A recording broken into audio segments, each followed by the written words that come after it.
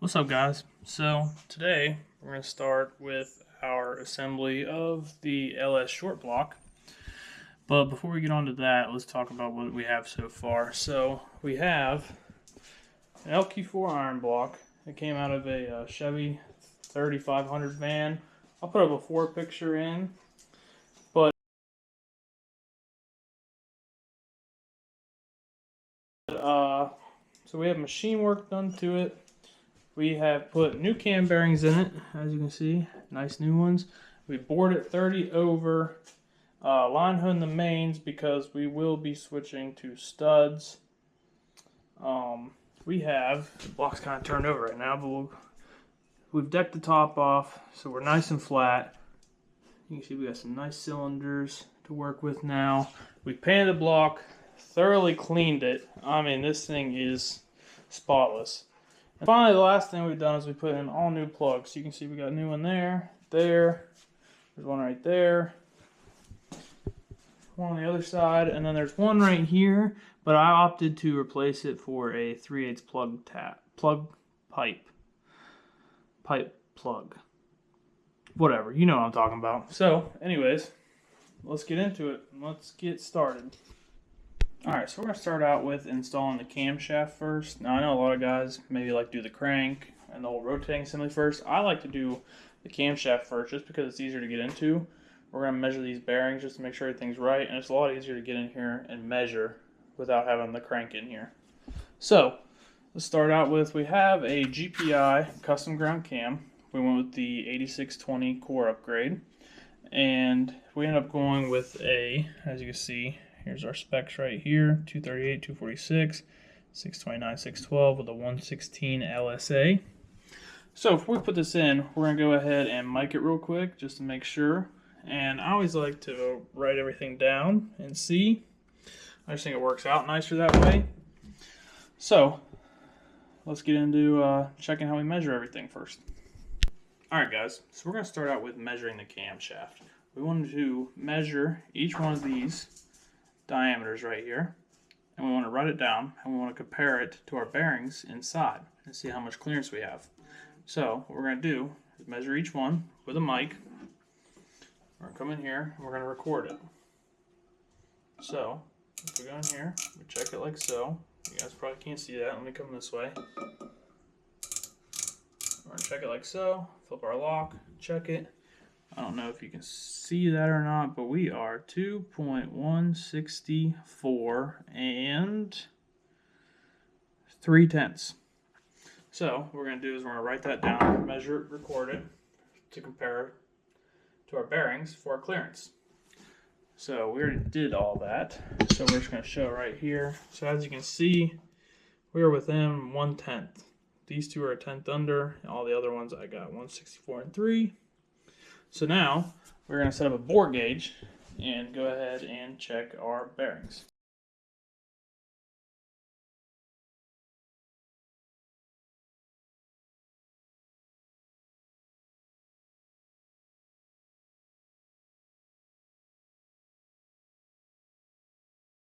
Okay, so we have checked our cam clearances. Now we're ready to install it. So obviously it goes in this side, facing out, just like so. So what we're going to do is put a little assembly lube on it.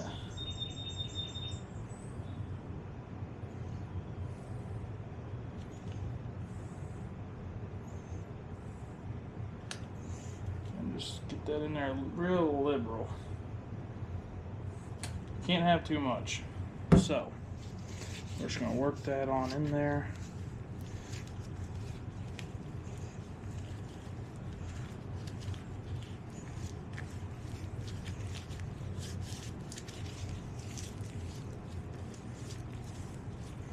Make sure the whole thing is nice and covered.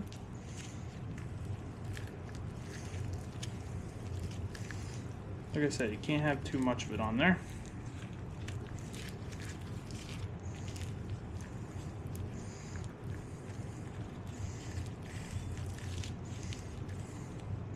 Alright, and now we're going to take it and we're going to very gently slide it on in.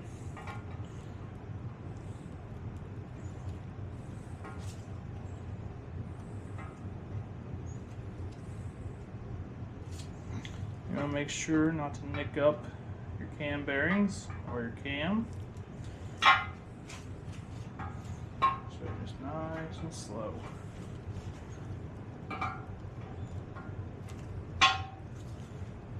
Alright.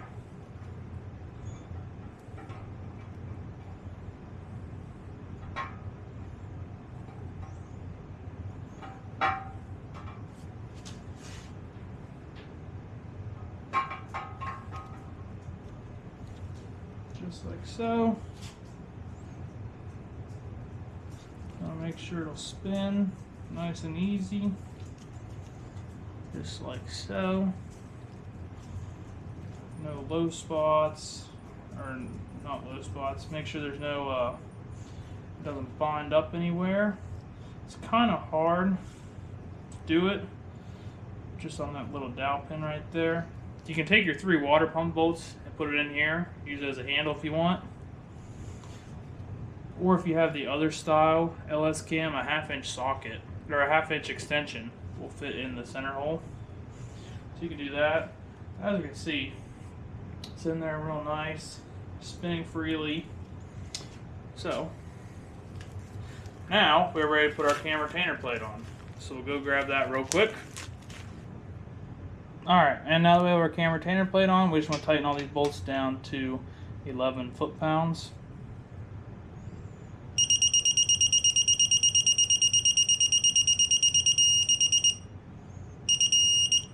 Then we want to go back around. I already did these ones, but we just want to go back around and double check to make sure they're good. It takes no time at all.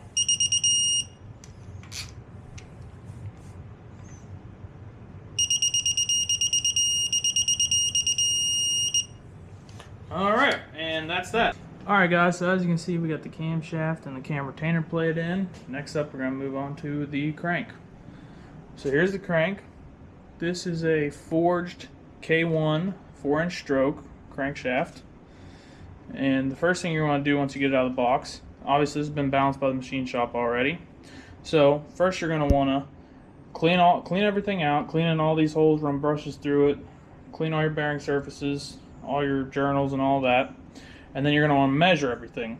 So I already did it, measured all of our main journals and then all of our rod journals. And we ended up with, as you can see here, we end up with 2.558 and 8 to 2.558 and 5 on our mains. And then our bearing journal, or rod journals, we end up with 1.099.5 to 1.0996. So, now that that's all done, we're going to go ahead and assemble our main caps and our bearings. So if you look here, these bearings, you probably can't see it, but this part number is M5013L, and these are M5013U.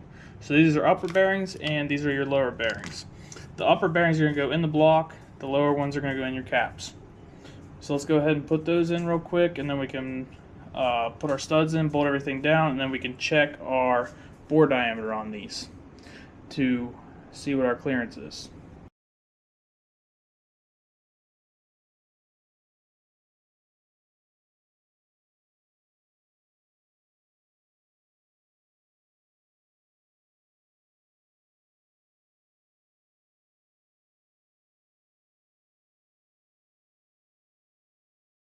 Alright, so we have our bearings in, we have everything tightened down. Now we're going to set up our bore gauge for this number right here. We're going to compare it and we'll get our tolerances just like we did for the camshaft. So let's get that done real quick and we'll be right back. Alright, so we have our bore gauge set up and we're going to check our bearings. We are shooting for about 2 7/10 to 3 2/10 clearance. And as you can see, maybe as you can see, we are,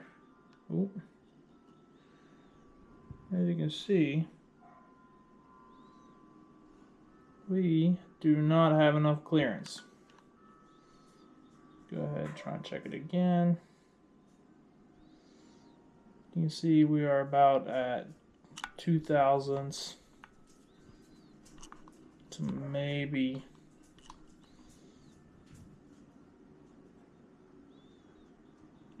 about 2 thousandths. So, as you can see, I have them wrote down. They are all about undersized. Like I said, we're shooting for 2 and 7 to 3 and 2. And I mean, you got 2, 1 and 6, 2, 2, 1 and 8. So, we're going to go ahead and get another set of bearings ordered. And then hopefully we can mix and match them and get closer to that number that we want. Alright, so we are back today. It's a couple days later, and we went ahead and ordered our 1,000ths under bearings, and we have those in. As you can see, they're right here. There's the part number from Summit. And we'll go ahead and get these thrown in, get these old bearings taken out, and see if we can't get our tolerances a little bit better, something we like. So let's go ahead and get that done, and here we go. And just a quick tip, if you have not enough clearance, you'll order an oversized bearing set, and there should be an X at the end of it. And if you have too much clearance, you order a undersized set of bearings, and the end of the part number should say 001. So just there you go. So we needed an X set of bearings because we needed more clearance.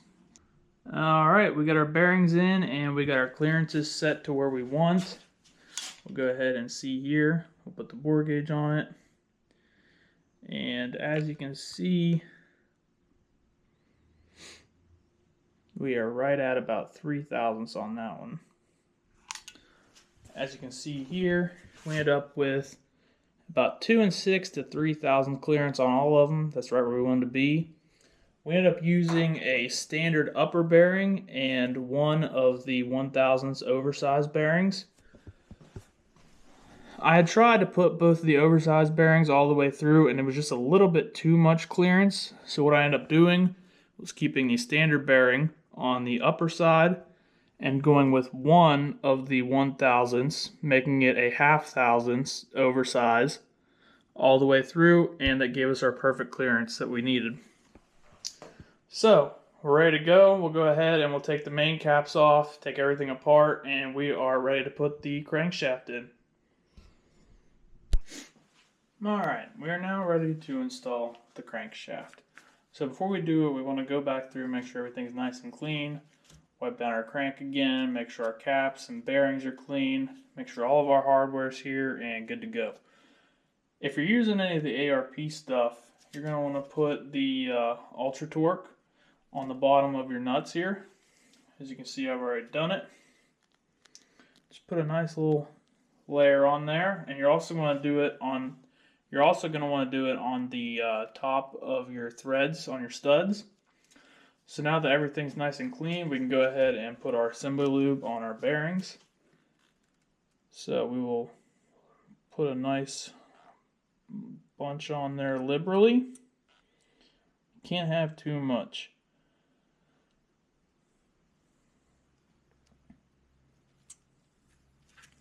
We're going to rub it in with our fingers, just make sure it gets in everywhere.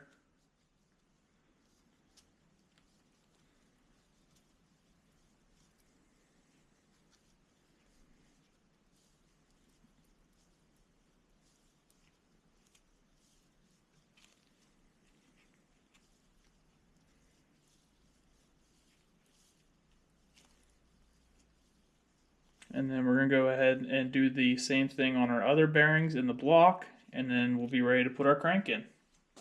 Alright, so we are now ready to put our crankshaft in. As you can see, we have all of our studs in, hand tight, we have our lubricant on the threads, and we have our assembly lube on our bearings. So let's go ahead and get the crank in. I'm going to go over here and grab it. So we want to go ahead and just nice and gently set this thing down in there. Make sure not to nick up any of our bearing surfaces. All right, and there we are. Now we're going to put our caps on.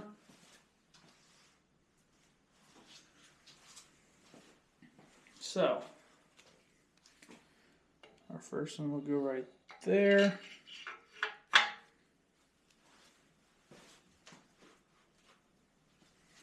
Our second one, oh, this is our fifth one,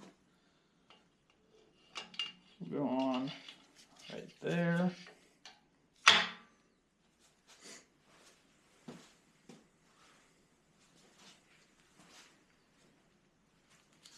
Our fourth one will go on right here.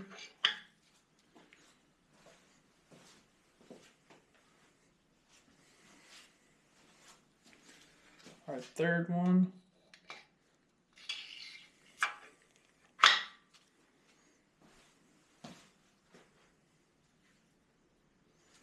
And our second one. Now the machine shop was nice enough to mark the orientation of these whenever they line honed it. But in case yours isn't like that, all of them will have these little tabs, 1 through 4, one starting at the front, going back. 1 through 4 will all face towards the rear of the engine. 5 will be opposite. It'll face this way. Also, if you'll notice, we already put them in there, but our bearings will have tangs on them. They will sit 180 degrees from each other. So your bottom one will sit over here. Your top one will sit over here, I believe. Yep. Put that back on there.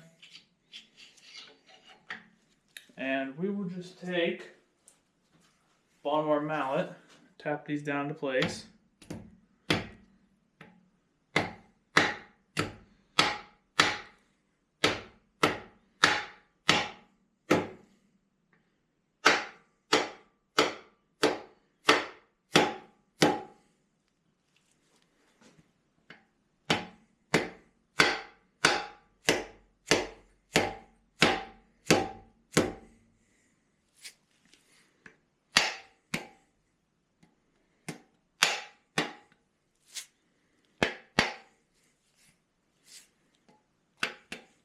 Alright. And we will go ahead and thread all of our nuts on.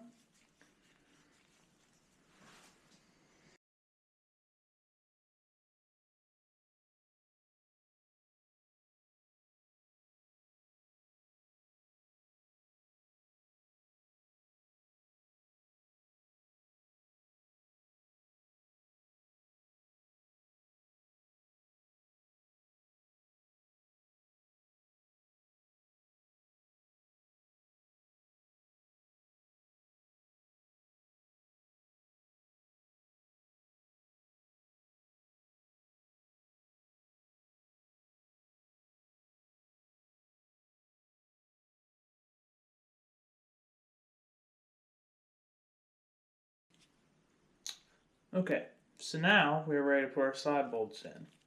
We want to put a dab of RTV right on the end. That way whenever they go in, we don't leak oil out the sides.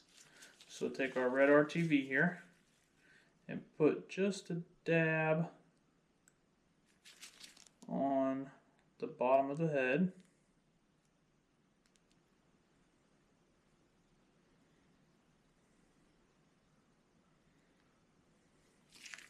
And then we'll start all our bolts in.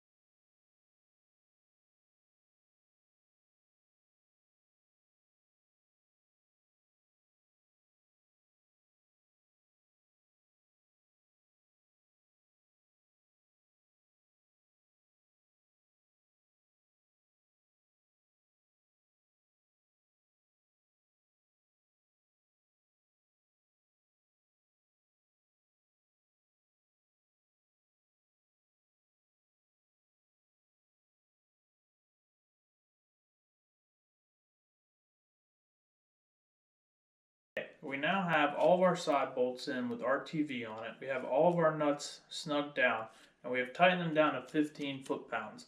Now we can go ahead and set our thrust bearing before we torque everything down. So all we're going to do, we're going to take our mallet, we're going to tap the crankshaft forward, we're going to tap it back, and then we're going to tap it forward again.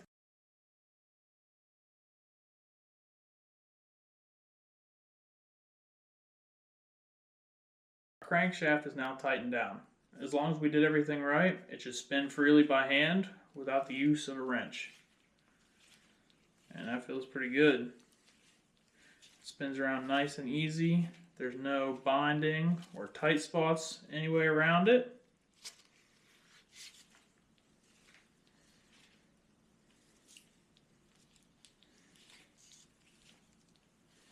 We are now good to check our thrust clearance. We are now ready to check our thrust bearing clearance. What we're going to do, we're going to put a dial indicator on the back of the crankshaft, and we're going to take some sort of pry bar or a long screwdriver, and we're going to gently pry it forward. We're going to zero this out. You can see here we're on 50 thousandths, so we'll call that 0, and then we're going to come and go the other way, and we're going to see how much we have. So as you can see there, hopefully you can see that, we're about 6 thousandths. It calls out our thrust bearing clearance at 1.5 to 7 8 thousandths. So we're pretty good right there. We'll go ahead and check it one more time, just so you guys can see. You see, we go forward, we are at 50, we'll call that our 0. And when we go this way, of 6, maybe 7 thousandths. So we are good there.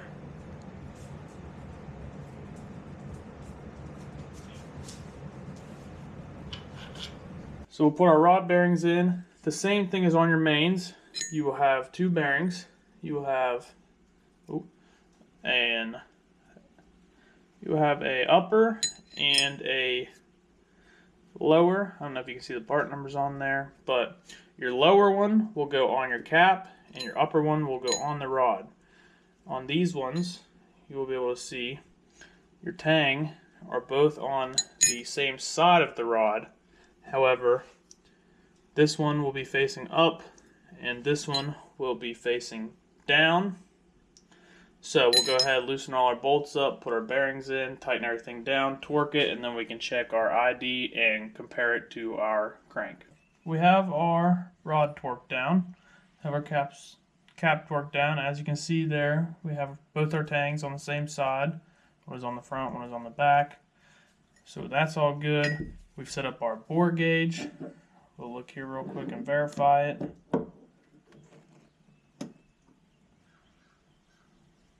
And we are reading 0. We have it set up for 2.099.5, and we will come in here and check our bearing. Let me turn it this way so you can see. We have about 2 6.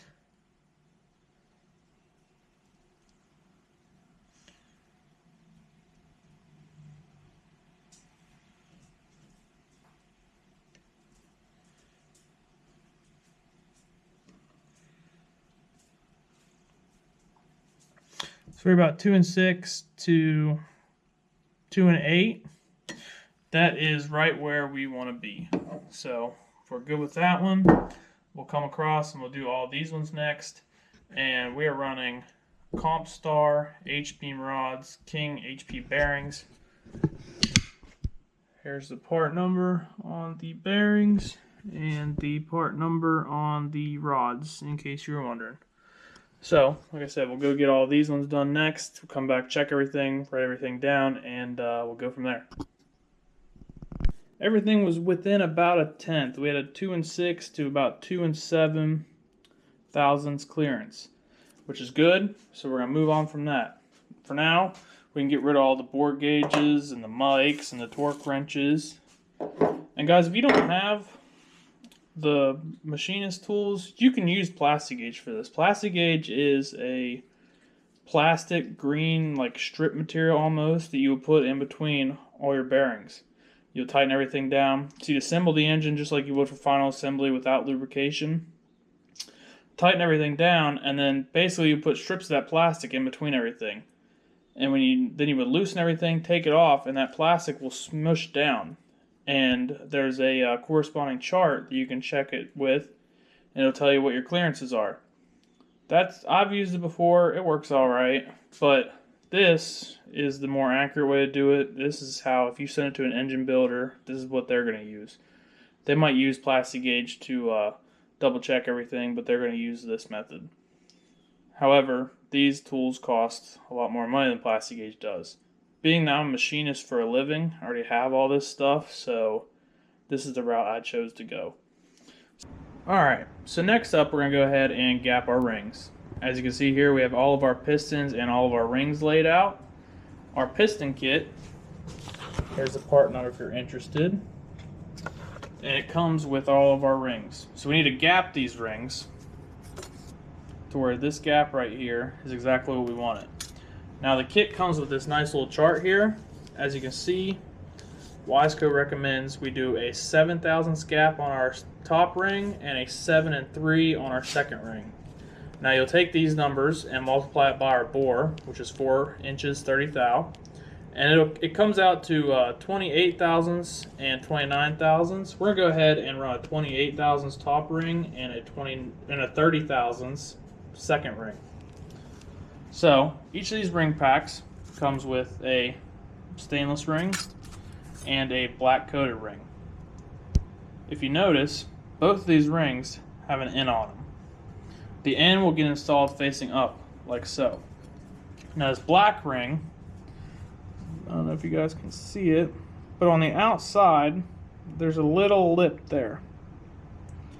This is your oil scraper ring. So this will go on the second ring down, and it will scrape the oil off the cylinder walls as your piston's moving up and down. This stainless colored ring is our top ring. So we have our first ring, second ring. Underneath will be the oil scraper ring. We'll get to that later. And we also have these groove lock spacer rings. Again, we'll get to these later also. Right now we just want to gap our first and second ring. So I'll go ahead and get the camera set up and I'll show you how I gap them. Alright, so we're back over at the block. We have all of our cylinders nice and cleaned out. There's no oil, dirt, debris, or anything like that in the cylinders. So what we're going to do is we're going to take our first ring, again, with that end right there facing up, and we're going to install it into the cylinder. Now, we want that ring to sit in the cylinder nice and square. We don't want it crooked like that or anything. So, they make a ring square that you can put in here to square your ring up. Or, what you can do if you don't have one, is you can take your piston, as long as you have a nice flat top piston, and you can put a ring in it. You can then go in there upside down, and that just square your ring up nice. So now our ring is in there nice and square. There's a gap up here. We can go ahead and check it with a feeler gauge. Now these rings from the factory come with very little to no gap at all. So as you can see here, we'll take a 5/1000 feeler gauge, and it just barely starts in that gap up there. Again, we need this gap to be 30 thousandths of an inch, and our 5/1000 just starts in. So we need to go ahead and file our gap right there. So we'll go ahead and pull the ring out and take it over to the grinder, and I'll show you how to do that. Alright, so we're over here at our ring grinder. As you can see, this is just a cheap, simple one. They do make better, more expensive ones that make this process a lot faster and easier. But for most applications, this one will do the trick. As you can see, I've modified it. I just went ahead. This comes with a handle on it, so you can hand crank the wheel. I got tired of doing that after the first one, so I went ahead and welded a socket onto it and put an impact on it. So what you're going to do is you're going to take your ring, and we only want to grind one side of this ring right here. So we're going to go ahead and do the side that doesn't have the end marked on it. And one thing to keep in mind, as you're grinding this, you want to keep your grind straight.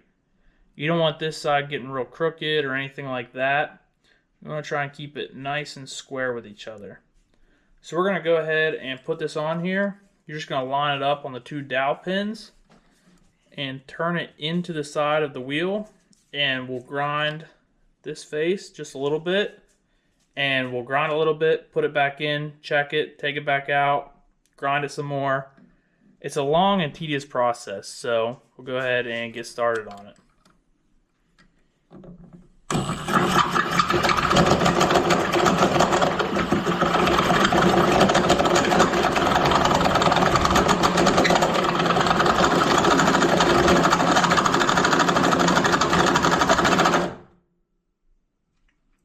So as you can see, we ground that face right there by the shininess. Once again, as we push our rings together, you'll notice how it's still nice and square. So we'll go ahead and put it back in there and check it and see where we came out at. Alright, so we're back over our block. We've put our ring in, squared it up again, and we can now go ahead and check that gap. Once again, the end is facing up. If you'll remember before, our 5 thousandths feeler gauge just went in. So we have an 11 thousandths.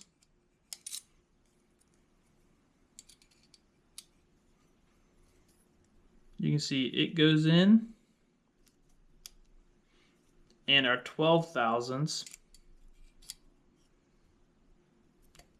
just starts in tightly. It doesn't go all the way. So we'll say our gap's between 11 and 12 thousandths right now. So we'll go ahead, pull this out, grind it a little bit more, put it back in, and keep checking our gap until we get to that 30 thousandths. Now this is a pretty tedious job, especially with this cheaper ring grinder. So I'll probably go ahead and do them all off camera so you guys don't have to watch all of it, and then we'll come back whenever they're all done.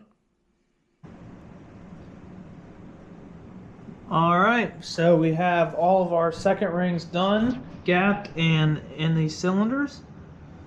Go ahead and look at one real quick. So as you see here, we have a 30 thousandths feeler gauge, and we'll just go ahead and look at that gap. I don't know if you can see it or not, but that 30 thousandths feeler gauge goes in all of them nicely, just like so. So we'll go ahead and pull them all out and do our top rings next. So we now have all of our rings gapped. They're all good to go. As you can see here, like I said, we were shooting for 28 on the first one and 30 on the second. We pretty much hit all of them dead on. You can see 6 and 8 were a tad big, but that's okay. It's better to be a little bit big than a little bit small, and we're only a couple thousandths off, so I'm not too worried about that. So next we can go ahead and start installing our piston and rod assemblies. So what we'll do is we'll start out by putting a spiral lock on one side of each of the pistons. So the spiral locks will come in a pack like this. There'll be instructions on the back side on how to install them. What you'll do is they'll come in the pack flat like this. You want to stretch them out like an accordion, like so, like a spring. And then what you'll do, there's a groove inside of this piston. So you'll start it in the groove, and you'll just go around with your fingernail and work it in. You can see this one's already started. So what we'll do, we'll just go in and continue to work it around into the groove.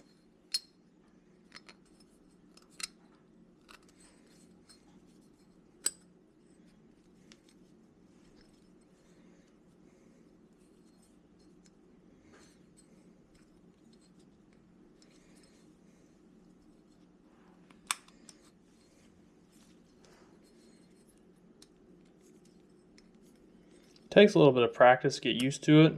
I'm not great at it. But basically you just want to go around there and work it into that groove. And it'll sit in there like so whenever it's done. You want to make sure it's sitting in that little groove in there. As you can see on this side, there's that groove inside. You want it to sit in there. So you want to make sure it's fully seated in there, not on the bottom, not on the top, and all the way in like so. So we'll go ahead and get them all installed on one side, and then we'll move on to installing the rods onto the pistons.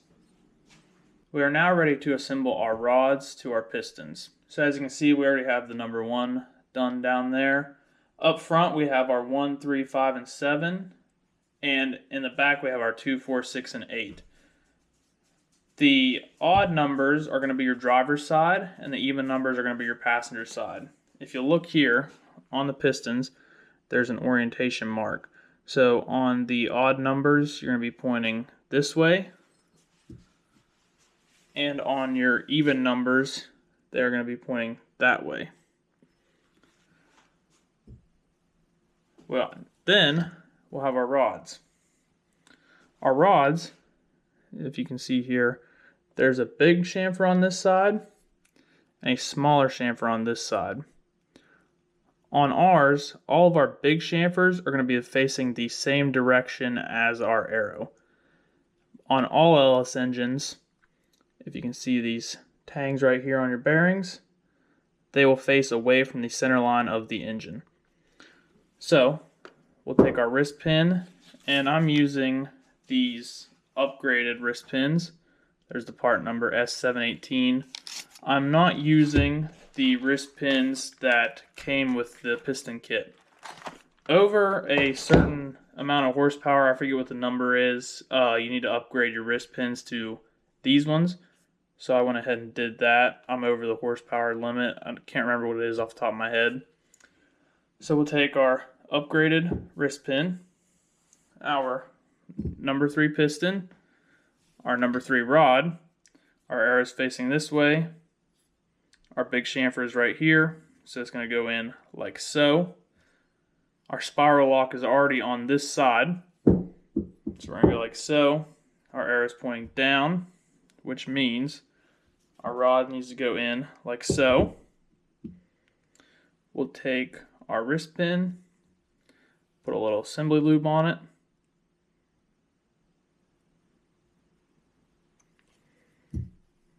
Rub that in.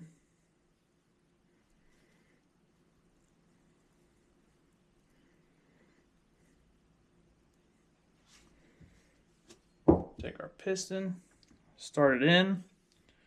You don't want to push it all the way through.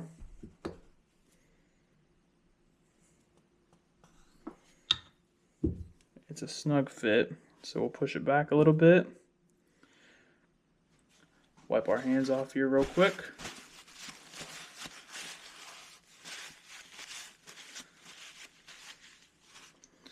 And we will go ahead and put our connecting rod there and push our pin all the way through.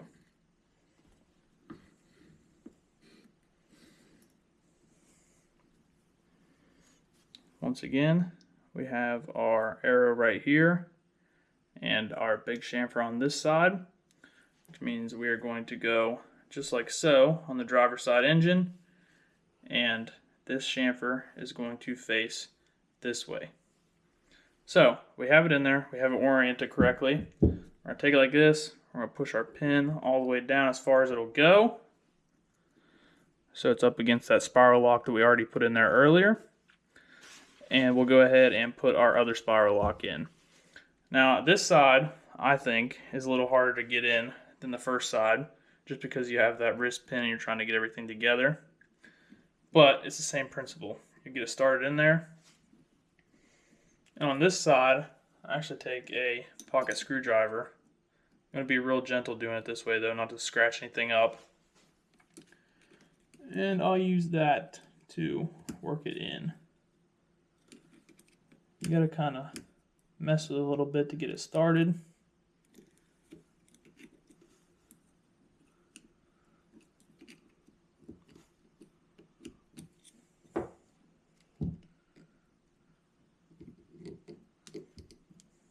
So just take your time, go nice and slow.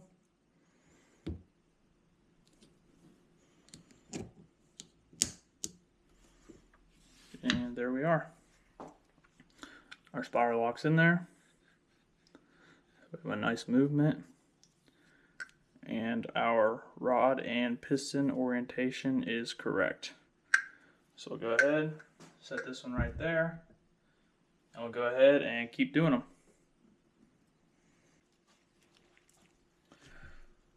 Okay, so we are set up to now put all of our rings into our pistons. If you can't tell by the mess, I've already went ahead and done half of them, so I have 4 done. It's kind of hard to see with my hands in the way and all the oil everywhere, so I'll just show you guys a visual representation on the table how these gaps are. You want these gaps to all be in the right spot. You don't want any of them overlapping. You want them all where they're supposed to be. So we'll start off with the bottom one, and think of it as like a clock. And this left-hand side is the front of our engine. So all of our arrows on our pistons are pointing this way. So starting off from the bottom, working our way up, we will have our groove lock ring. Our dimple will be right here, facing down. Our gap will be down here at the 6 o'clock position. That one will go on like so. Then we will have our oil spacer ring. It'll go on here at a 45. So the 2:30 position-ish, 2 o'clock position, somewhere in there, like so. Next we'll have our wavy ring. Our gap is at the 6 o'clock position.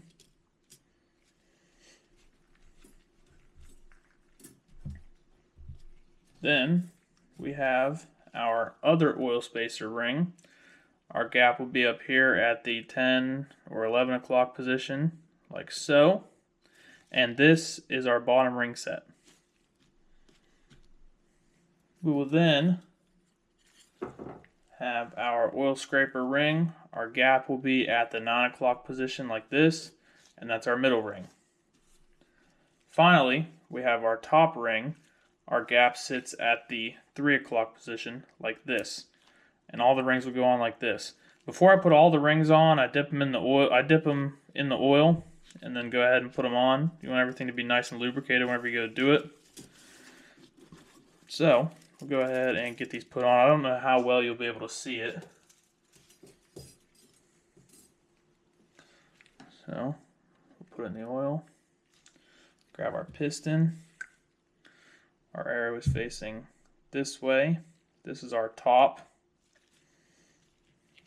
So we'll do it like this.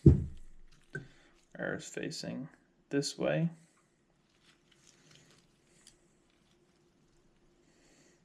Our groove is this way. And this wavy ring, whenever you have your gap right here at the 6 o'clock position, I don't know if you can see it or not, but you don't want your groove, or you don't want your ring to overlap. You want it to butt up square, as you can see right there, hopefully.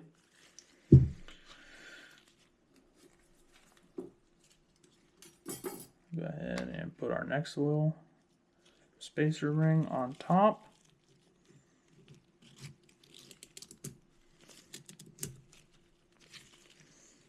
So we're getting all the pistons put in. We've already done our odd bank side and our number 8 on this side. So I'll just show you guys. We'll do number 4 just because the crankshaft's already in the right position. So I started out, I put a light coat of oil in all the bores.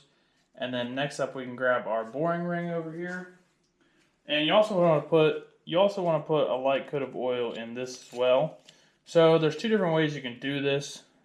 One, you could get an adjustable boring ring. It's got like a bolt style clamp system on it. And I hate those things. They work, but they're a pain. You're always trying to adjust them and everything. The alternative, for about 30-ish bucks, you can get a fixed size bore. The only drawback to this is you only have your 1 bore size. So if you're building multiple engines with multiple different bore diameters, you have to get multiple of these. However, they're not super expensive. So how it works is the inside of this is tapered. So you'll put it over your cylinder, put your piston through it. As your piston is going through it, it will compress your rings. So let me grab a piston real quick.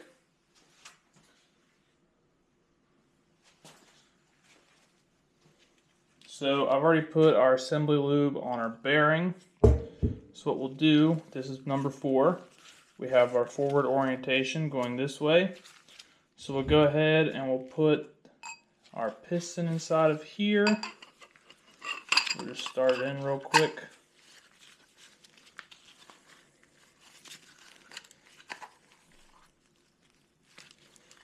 And then we'll put our piston in here.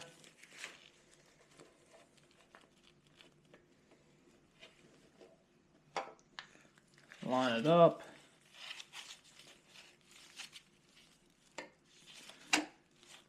And then we'll take something soft. I like to take the back side of a rubber mallet and we'll tap this thing in.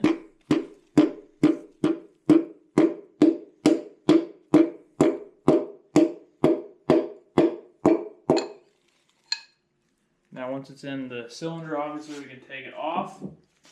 And then what we want to do is we want to come around to the bottom on the back side, and we want to guide the bottom of that rod onto the crankshaft as we're tapping it. We want to make sure as we're tapping it, we're going nice and slow and easy, and we want to make sure we don't nick up the crankshaft as we're tapping it in.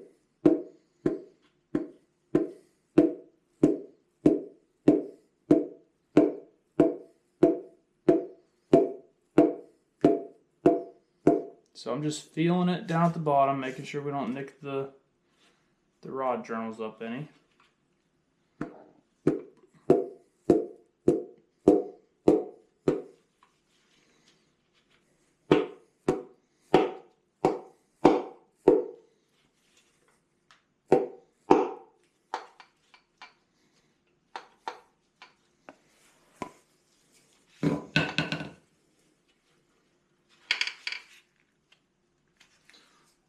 Alright, so we're going to keep tapping our piston in, making sure not to scratch up our rod journal.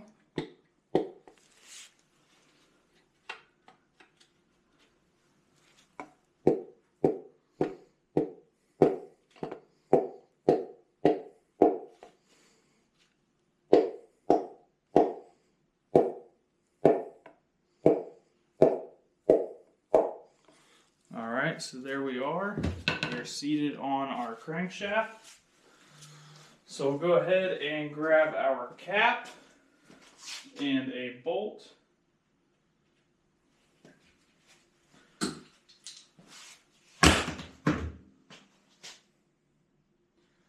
as you can see, we've already put the assembly lube on our cap, and we've already put the Ultra Torque lubricant on our ARP rod bolts.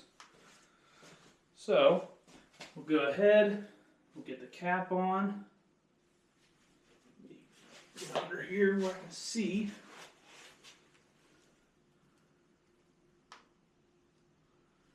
And now we don't want to torque anything down yet, we just want to snug it up. Once we get all the pistons in, we'll flip it upside down and we'll go ahead and torque everything to spec. We just want to get it nice and snug and make sure it seats.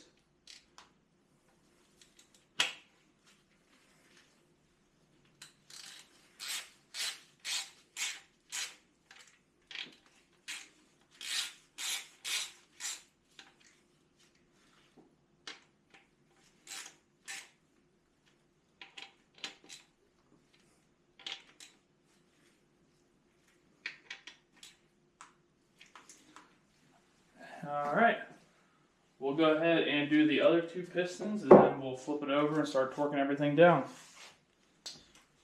Next, we're going to tighten all our bolts to 30 foot-pounds and then we'll spin around a couple times, check all our clearance and do all that before we final torque it.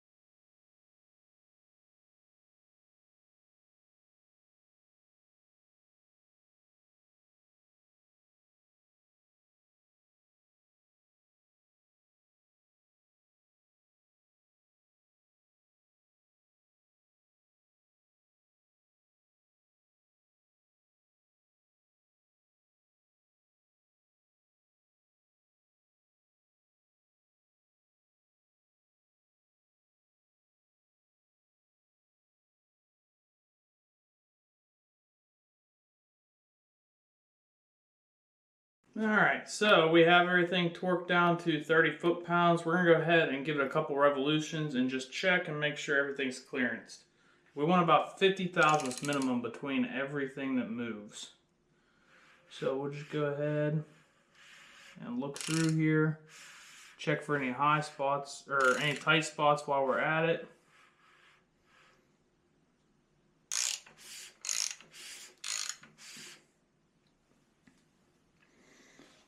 Alright, everything feels pretty good. Let's go ahead and tighten everything down to 75 foot-pounds and then we should be done.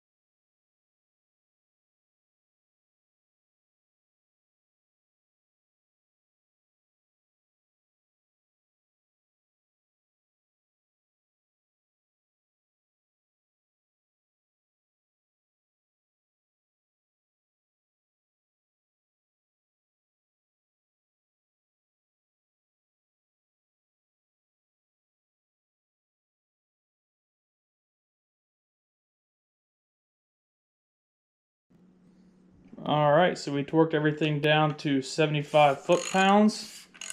And as you can see, this thing is buttery smooth. No high spots. Everything clears nice.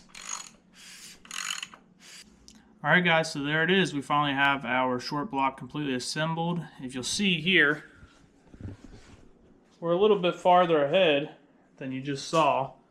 That's because my original goal was to make all this into one part. However, the video is getting kind of long, so we're going to go ahead and end it here.